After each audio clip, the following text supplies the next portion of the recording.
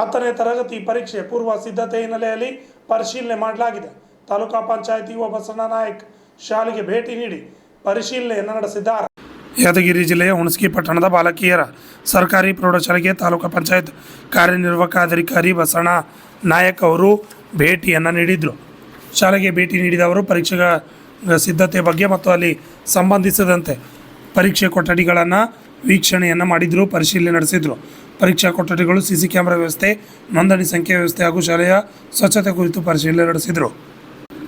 ನಂತರ ವಿದ್ಯಾರ್ಥಿಗಳನ್ನು ಉದ್ದೇಶಿಸಿ ಮಾತನಾಡಿದ ಅವರು ಪರೀಕ್ಷೆಯನ್ನು ಆತ್ಮವಿಶ್ವಾಸದಿಂದ ಎದುರಿಸಿ ಉತ್ತಮ ಫಲಿತಾಂಶ ಗಳಿಸಬೇಕೆಂದು ಶುಭಾಶಯ ತಿಳಿಸಿದರು. ಈ ಶಾಲೆಯಲ್ಲಿ ನಡೆಯಲಿರುವ 10ನೇ ತರಗತಿ ಪರೀಕ್ಷೆಗೆ ಒಟ್ಟು 253 ವಿದ್ಯಾರ್ಥಿಗಳು ಹಾಜರಾಗಲಿದ್ದು, ಅದರಲ್ಲಿ 140 ಗಂಡು ಮಕ್ಕಳು ಹಾಗೂ 113 ಹೆಣ್ಣು ಮಕ್ಕಳು ಸೇರಿದ್ದಾರೆ ಎಂದರು. Rajkumar Rathod, RJ32 Kannada news, Yadgir.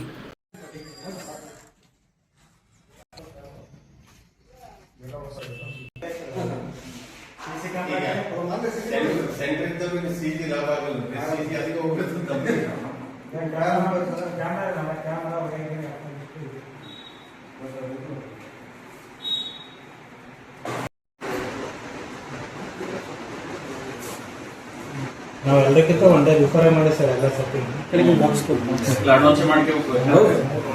ಯಾರಿಗಾರ ಪ್ರಾಬ್ಲಮ್ ಕನ್ಸಲ್ಟ್ ಮಾಡಿದ್ರೆ ಟೈಮ್ ಯಾವುದೇ ಆತಂಕ ಪಡುವ ಅಗತ್ಯ ಇಲ್ಲ. ಚೆನ್ನಾಗಿ ಪ್ರಿಪರೇಷನ್ ಮಾಡ್ಯಾರ, ಚೆನ್ನಾಗಿ ಎಕ್ಸಾಮ್ ಮಾಡ್ತಾರ ಅಂತ ನನ್ನ ಸರ್. ಪರೀಕ್ಷೆಗೆ ಸಲುವಾಗಿ ಎಷ್ಟು ಕೊಠಡಿಗಳನ್ನು ನೀವು ರೆಡಿ ಮಾಡಿದಾರ ಸರ್? ಈಗ ಈ ಪರೀಕ್ಷಾ ಕೇಂದ್ರದಲ್ಲಿ ನಾವು ಸರ್ಕಾರಿ ಇದು ಬಾಲಕಿಯರ ಪ್ರೌಢಶಾಲೆಯಲ್ಲಿ ಒಟ್ಟು 11 ಕೊಠಡಿಗಳನ್ನ ತಯಾರು ಮಾಡಿದ್ವಿ.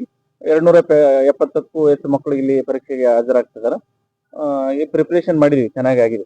ಕೇವಲ ಹೆಣ್ಣು ಇದಾರ ಸರ್, ಗಂಡು ಕೂಡ ಇದಾರೆ ಇದರಲ್ಲಿ? ಇಲ್ಲ, ಎಲ್ಲಾ ಬೇರೆ ಬೇರೆ ಶಾಲೆಗಳಿಂದ ಕೂಡ ಇಲ್ಲಿ ಪರೀಕ್ಷೆ ಬರ್ಲಿಕ್ಕೆ ಬರ್ತಾರೆ ಮಕ್ಕಳು, ಹಾಗಾಗಿ ಎಲ್ಲ ಕಂಬೈಂಡ್ ಇದೆ. ಇಲ್ಲಿ 5 ಪರೀಕ್ಷಾ ಕೇಂದ್ರಗಳನ್ನು ಮಾಡಿದ್ವಿ ಹುಣಸಗಿ ತಾಲೂಕಲ್ಲಿ.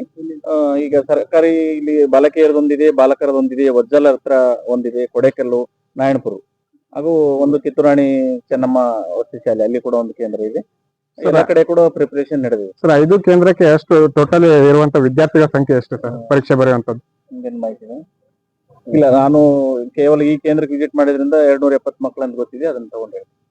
ಪ್ರತಿಯೊಂದು ಸ್ಕೂಲಲ್ಲಿ ಸಿಸಿ ಕ್ಯಾಮೆರಾ ಇದೆ? ಹೌದು, ಎಲ್ಲಾ ಕಡೆ ಸಿಸಿ ಕ್ಯಾಮೆರಾ ಇದೆ, ವೆಬ್ಕಾಸ್ಟಿಂಗ್ ಇದೆ.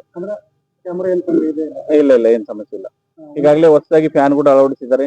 ಬಿಸಿಲಿರೋದ್ರಿಂದ ಮಕ್ಕಳಿಗೆ ತಂಪಾದ ಕುಡಿಯ ನೀರು ಕೊಡ್ಲಿಕ್ಕೆ ಕೂಡ ವ್ಯವಸ್ಥೆ ಮಾಡಿದ್ವಿ. ಬೆಳಿಗ್ಗೆ ಅವರಲ್ಲಿ ಬೆಳಿಗ್ಗೆ 8 ಗಂಟೆಯಿಂದಾನೇ ಕೊಡ್ಲಿಕ್ಕೆ ವ್ಯವಸ್ಥೆ ಮಾಡಿದ್ವಿ.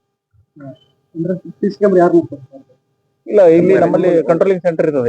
ಇಲ್ಲಿ ಎಲ್ಲ ಕಡೆ ಯಾದಗಿರಿಯಲ್ಲೂ ಕೂಡ ಕುಂತ್ಕೊಂಡು ನೋಡ್ಬೋದು, ಎಲ್ಲಿ ಕೂಡ ಏನ್ ಅಕ್ರಮ ಚಟುವಟಿಕೆ ಆಗ್ಬಾರ್ದು ಅಂತ ಹೇಳಿ ಮುಂಜಾಗ್ರತವಾಗಿ ಕ್ರಮ ಕೈಗೊಳ್ಳಲಾಗಿದೆ.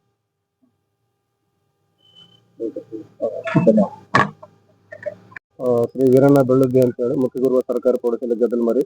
ಈ ಒಂದು ಸರ್ಕಾರಿ ಬಾಲಕಿಯರ ಪ್ರೌಢಶಾಲೆಗೆ ನನ್ನ ಕಸ್ಟೋಡಿಯನ್ ಅಂತ ನೇಮಕ ಮಾಡಿದ್ದಾರೆ.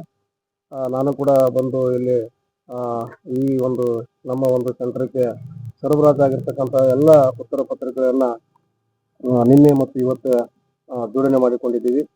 ಪ್ರತಿ ದಿವಸ ಎಷ್ಟೆಷ್ಟು ಉತ್ತರ ಪತ್ರಿಕೆಗಳು ಹೋಗ್ತಾವಂತ ಲೆಕ್ಕಪತ್ರವನ್ನು ಕೂಡ ನಾವು ಮಾಡಿ ಈಗಾಗಲೇ ನೋಡಿದ್ದೀವಿ.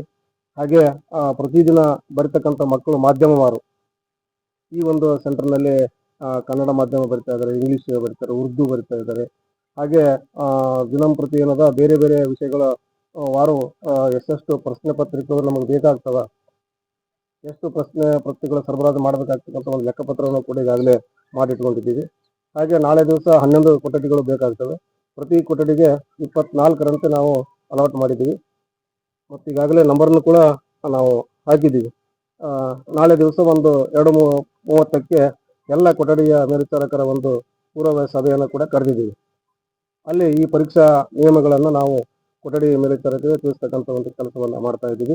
ಒಟ್ಟಾರೆಯಾಗಿ ಈ ಒಂದು ಸಿಸಿ ಕ್ಯಾಮ್ರಾ ಕೂಡ ವೆಬ್ ಕಾಸ್ಟಿಂಗ್ ಇರೋದ್ರಿಂದ ಎಲ್ಲ ರೂಮುಗಳಿಗೆ ಸಿಸಿ ಕ್ಯಾಮ್ರಾಗಳನ್ನು ಕೂಡ ಅಳವಡಿಸಲಾಗಿದೆ.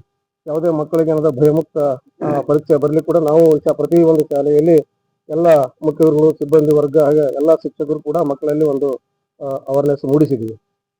ಹಾಗಾಗಿ ಒಟ್ಟಾರೆಯಾಗಿ ಈ ಪರೀಕ್ಷೆಯನ್ನು ಚೆನ್ನಾಗಿ ನಾವು ನಕಲು ಮುಕ್ತವಾಗಿ ನಡೆಸ್ತೀವಿ ಅಂತಕ್ಕಂಥ ಮಾತನ್ನು ಹೇಳ್ತೇವೆ. ಈಗ ಸಿಸಿ ಕ್ಯಾಮ್ರಾ ಬಂದರಿಂದ ಕೆಲವು ಶಿಕ್ಷಕರು ಒಂದು ಈ ಸಿಸಿ ಕ್ಯಾಮ್ರಾ ಬಂದೋದ್ರಿಂದ ಪಾಲಕರು ಕೂಡ ದೂರ ಇದ್ದಾರೆ. ಯಾಕಂತಂದ್ರೆ ನಮ್ಮದು ಎಲ್ಲಿ ನಾವು ಅಡ್ಡಾಡಿದ್ರೆ ನಮ್ಮದವರಲ್ಲಿ ಫೋಟೋ ಬರ್ತದೆ, ಏನು ಮಾಡ್ತದೆ ಅಂತ ಒಂದು ಇದರಿಂದ ಯಾರೂ ಕೂಡ ಪಾಲಕರು ಈ ಪರೀಕ್ಷಾ ಕೇಂದ್ರ ಸುತ್ತಮುತ್ತ ಬರ್ತಾ ಇಲ್ಲ. ಯಾವುದು ನಮಗೆ ಹೀಗಾಗಿ ನಮಗೆ ಬಹಳಷ್ಟು ಈ CK ಅವರಂದು ಕೂಡ ನಮಗೆ ಪರೀಕ್ಷೆ ನಡೆಸಲಿಕ್ಕೆ ಬಹಳಷ್ಟು ಅನುಕೂಲಕರವಾಗಿದೆ ಅಂತ ನಾನು ಹೇಳ್ತೀನಿ. ನನ್ನ ಹೆಸರು ವೀರಣ್ಣ ಬೆಳ್ಳದ್ದು, ಮುಖ್ಯ ಗುರುಗಳು ಸರ್ಕಾರಿ ಪ್ರೌಢಶಾಲೆ ಗದ್ದಲಮರಿ. ಒಟ್ಟಾರೆ ಹೇಳಿಕೆ ಕೊಡ್ತೀವಿ ಸರ್. ನಾನು ವಿಠಲ್ ಬಿ ಚವಾಣ್ ಅಂತ ಹೇಳಿ ಸರ್ಕಾರಿ ಬಾಲಕಿಯರ ಪ್ರೌಢಶಾಲೆ ಪರೀಕ್ಷಾ ಕೇಂದ್ರದ ಮುಖ್ಯ ಅಧೀಕ್ಷಕನಾಗಿ ಈ ಒಂದು ಕೇಂದ್ರದಿಂದ ತಮಗೆ ಹೇಳಿಕೆ ನೀಡುವುದೇನೆಂದರೆ, ಈ ಎಲ್ಲಾ ರೀತಿಯ ವ್ಯವಸ್ಥೆಯನ್ನು ನಾವು ಮಾಡಿಕೊಳ್ಳಲಾಗಿದ್ದು, ಹಾಗೇನೆ CCTV, ವೆಬ್ಕಾಸ್ಟಿಂಗು ಮತ್ತು ಇನ್ನಿತರೆ ಕುಡಿಯುವ ನೀರು, ಸ್ವಚ್ಛತೆ ಇವೆಲ್ಲವೂ ನಾವು ಪೂರ್ವ ತಯಾರಿ ಮಾಡಿಕೊಂಡು ಪರೀಕ್ಷೆಯನ್ನ ನಾಳೆ ದಿವಸ 18ನೇ ತಾರೀಕಿನ ದಿನದಂದು ಸುಸೂತ್ರವಾಗಿ ನಡೆಸಲಿಕ್ಕೆ ಬೇಕಾದಂತಹ ಎಲ್ಲ ಅನುಕೂಲತೆಗಳನ್ನ ನಮ್ಮ ಮೇಲಾಧಿಕಾರಿಗಳ ಆದಿಯಾಗಿ ಎಲ್ಲ ಒಂದು ವ್ಯವಸ್ಥೆಯನ್ನು ಮಾಡಿಕೊಳ್ಳಲಾಗಿದೆ. ಈ CCTV ಮತ್ತು ವೆಬ್ಕಾಸ್ಟಿಂಗ್ ಇರುವುದರಿಂದ ವಿನಾಕಾರಣವಾಗಿ ಕ್ರೋಢೀಕರಣ ಆಗ್ತಿರ್ತಕ್ಕಂಥ ಮಾವು, ಇದು ಗುಂಪಾಗಿ ನಿಲ್ತಕ್ಕಂಥ ಜನ, ಇವೆಲ್ಲ ಒಂದು ಮುಕ್ತವಾಗಿ, ಇವಾಗ ಪರೀಕ್ಷೆ ಅಂತಂದ್ರೆ ಎಲ್ಲರಲ್ಲಿಯೂ ಅವೇರ್ನೆಸ್ ಬಂದಿದೆ. ಎಲ್ಲರೂ ಏನಪ್ಪಾ ಅಂದ್ರೆ ಮುಕ್ತವಾಗಿ ಧೈರ್ಯವಾಗಿ ಒಂದು ಪರೀಕ್ಷೆ ಬರೆಯುವ ವಾತಾವರಣ ಸೃಷ್ಟಿಯಾಗಿದೆ. ಹಾಗಾಗಿ ನಮ್ಮ ಯಾದಗಿರಿ ಜಿಲ್ಲೆಯಲ್ಲಿ ಕ್ವಾಲಿಟಿ ಹಾಗೂ ಕ್ವಾಂಟಿಟಿ ರಿಸಲ್ಟ್ ಬರ್ತದೆ ಅಂತಕ್ಕಂಥ ವಿಶ್ವಾಸವನ್ನ ಹೊಂದಿ ನಾವು ಸುಮಾರು ಈಗಾಗಲೇ 3 ರಾಜ್ಯ ಹಂತದ ಒಂದು ಪೂರ್ವ ಸಿದ್ಧತಾ ಪರೀಕ್ಷೆಯನ್ನು ನಡೆಸಿ ಅದರಲ್ಲಿಂದ ಎಲ್ಲಾ ವಿದ್ಯಾರ್ಥಿಗಳನ್ನ 40+ ಮೆಷಿನ್ ಮತ್ತೇನಪ್ಪ ಅಂತಂದ್ರೆ 10 ಮಾರ್ಕ್ಸ್ ತಗೊಂಡವರು, 15 ಮಾರ್ಕ್ಸ್ ತಗೊಂಡವರು, 25 ಮಾರ್ಕ್ಸ್ ತಗೊಂಡವರು, 80+ ತಗೊಂಡವರು, ಅವ್ರನ್ನೆಲ್ಲವ್ರನ್ನ ಡಿವೈಡ್ ಮಾಡಿ ಒಂದು ವರ್ಗವಾರು ಅವ್ರನ್ನ ಏನಪ್ಪ ಅಂದ್ರೆ ಬೋಧನೆ, ಅವರ ಒಂದು ಅರ್ಹತೆಗೆ ತಕ್ಕಂತೆ ಬೋಧನೆಯನ್ನು ಮಾಡಿ ಅವ್ರಿಗೆ ಈಗಾಗಲೇ ಸನ್ನದ್ಧರನ್ನಾಗಿ ನಾವು ಮಾಡಿದ್ವಿ ಸರ್. ಅದೇ ರೀತಿ ಅವರು ಯಾವುದೇ ಒಂದು ಇಲ್ಲದೆ ಭಯವಿಲ್ಲದೆ ಅವರು ಎಕ್ಸಾಮ್ ಅನ್ನು ಬರೀತಾರೆ. ಈ ಹಿಂದೆ ಇರ್ತಕ್ಕಂಥ ನಮ್ಮ ಯಾದಗಿರಿ ಜಿಲ್ಲೆ ಏನಾದರೂ ಸ್ವಲ್ಪ ಬೇರೆಯವರ ದೃಷ್ಟಿಯಲ್ಲಿ ಏನಪ್ಪ ಅಂದ್ರೆ ಬಹಳ ಒಂದು ಪರೀಕ್ಷೆ ಅಂದ್ರೆ ಹೀಗೆ ನಡೀತದೆ ಹಾಗೆ ನಡೀತದೆ ಅಂತ ಏನೋ ಸುಳ್ಳು ಆರೋಪಗಳು ಇರ್ತಿದ್ವು. ಹಿಂದಿರ್ತದೆ ಸರ್, ಆದ್ರೆ ಕ್ವಾಲಿಟಿಯಲ್ಲಿ ಹಿಂದಿಲ್ಲ ಸರ್. ಇವಾಗ ನಮ್ಮ ಒಂದು ಜಿಲ್ಲೆಯಲ್ಲಿ ಮಾಡಿರ್ತಕ್ಕಂಥ ಅನೇಕ ಪ್ರಯೋಗಗಳು ಇಡೀ ಸ್ಟೇಟ್ ಲೆವೆಲ್ ಮಾದರಿಯಾಗಿ ನಮ್ಮಲ್ಲಿ ಏನಪ್ಪ ಅಂದ್ರೆ ಸ್ಪೆಷಲ್ ಕ್ಲಾಸ್ ಆಗಿರಬಹುದು, ನಾವೇನಪ್ಪ ಅಂತಂದ್ರೆ ವಿದ್ಯಾರ್ಥಿಗಳನ್ನ ABCD ಗುಂಪುಗಳನ್ನಾಗಿ ಮಾಡಿ ಅವರಿಗೆ ಪ್ರತ್ಯೇಕವಾದ ಬೋಧನೆ ಮಾಡಿ ಅತ್ಯಂತ ಉನ್ನತ ಮಟ್ಟದ ಮಕ್ಕಳನ್ನ ಬೇರೆ ಕಡೆ ಡಿವೈಡ್ ಮಾಡಿ ಅವರಿಗೆ ಹೆಚ್ಚು ಅಂಕಗಳನ್ನು ತೆಗೆದುಕೊಳ್ಳುವಂತೆ ಮಾಡಿದ್ದೀವಿ. ಮತ್ತೆ ಪೂರ ಕೆಳಗ ಹಂತದಲ್ಲಿ ಇರ್ತಕ್ಕಂಥ ಮಕ್ಕಳನ್ನ ಅವರಿಗೆ ಕನಿಷ್ಠ ಏನಪ್ಪ ಅಂತಂದ್ರೆ ಯಾವುದೇ ಕಾರಣಕ್ಕೆ ಈಗ ಫೇಲ್ ಆಗುವಂತಹ ಇದರಿಂದ ಅವರು ಮುಕ್ತರಾಗಬೇಕು. ಆ ಒಂದು ಹಂತದಿಂದ ನಾವು ಏನಪ್ಪ ಅಂದ್ರೆ ರೆಡಿ ಮಾಡಿದ್ವಿ ಸರ್. ಈಗ ಈ ವರ್ಷ ಸರ್ ನಾವು ಇನ್ನೂ ಹೋದ ಸಲ ನಾವು 2-3 ಸ್ಟೆಪ್ ಮೇಲೆ ಬಂದಿದೆ ಸರ್. ಇನ್ನ ನಾವು ಏನಪ್ಪ ಅಂತಂದ್ರೆ ಇನ್ನೂ ಕನಿಷ್ಠ ಏನಪ್ಪ ಅಂದ್ರೆ ಏನೂ ಇಲ್ಲ ಅಂದ್ರೆ ಇನ್ನೂ 2 ಸ್ಟೆಪ್ ಆದ್ರೆ ನಾವು ಮೇಲ್ ಬರ್ತೀವಿ ಅಂತಕ್ಕಂಥ ವಿಶ್ವಾಸ ಇದೆ ಸರ್.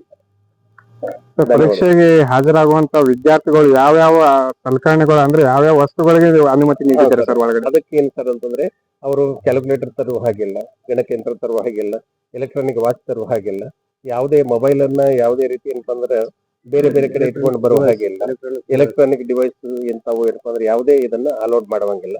ಇದನ್ನೆಲ್ಲರೂ ಮೊಬೈಲ್ ಅಧಿಕಾರಿಗಳ ಮೊಬೈಲ್ ಸಹಿತ ಮೊಬೈಲ್ ಸ್ವಾಧೀನಾಧಿಕಾರಿಗಳ ನೇಮಕ ಮಾಡಿರ್ತಾರೆ ಸರ್. ಅವರು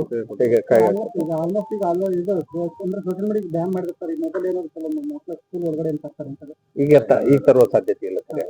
ಅಂದ್ರೂ ಕೂಡ ನಮ್ಮ 200 ಮೀಟರ್ ಸುಣ್ಣದ ಗೆರೆಯನ್ನು ಹಾಕಿರ್ತೀವಿ, ಅದರ ಹೊರಗಡೆನೆ ಅವ್ರ ಪಾಲಕರಿಗೆ ಕೊಟ್ಟು ಬಂದಿರ್ತಾರೆ ಸರ್. ವಿಕಲಚೇತನರಿಗೆ ಏನಾದ್ರು ವಿಕಲಚೇತನರಿಗೆ ಸಲುವಾಗಿನೇ ವಿಶೇಷವಾಗಿ ನಮಗೆ ಕೆಳ ಏನಪ್ಪಾ ಅಂದ್ರೆ ನೆಲಮಹಡಿಯಲ್ಲಿ ಏನಪ್ಪಾ ಅಂದ್ರೆ ಅವ್ರಿಗೆ ವ್ಯವಸ್ಥೆಯನ್ನು ಮಾಡಿ ಅವ್ರಿಗೆ ಎಲ್ಲಾ ರೀತಿಯ ಅನುಕೂಲವನ್ನ ಮಾಡಿಕೊಡುವ ಹಾಗೇನೆ ಅವ್ರಿಗೆ ಒಂದು ಅರ್ಧ ತಾಸು ಏನಪ್ಪಾ ಅಂದ್ರೆ ಟೈಮ್ ನಲ್ಲಿ ಏನಪ್ಪಾ ಅಂದ್ರೆ ರಿಲ್ಯಾಕ್ಸೇಷನ್ ಹೆಚ್ಚುವರಿಯಾಗಿ ಅವರಿಗೆ ಸಮಯವನ್ನು ಕೊಟ್ಟಿದ್ದಾರೆ ಸರ್. ಧನ್ಯವಾದಗಳು. ವಿಠಲ್ ಚವಾಣ್ ಅಂತ ಹೇಳಿದ್ರು ಈ ಪರೀಕ್ಷಾ ಕೇಂದ್ರದ ಮುಖ್ಯ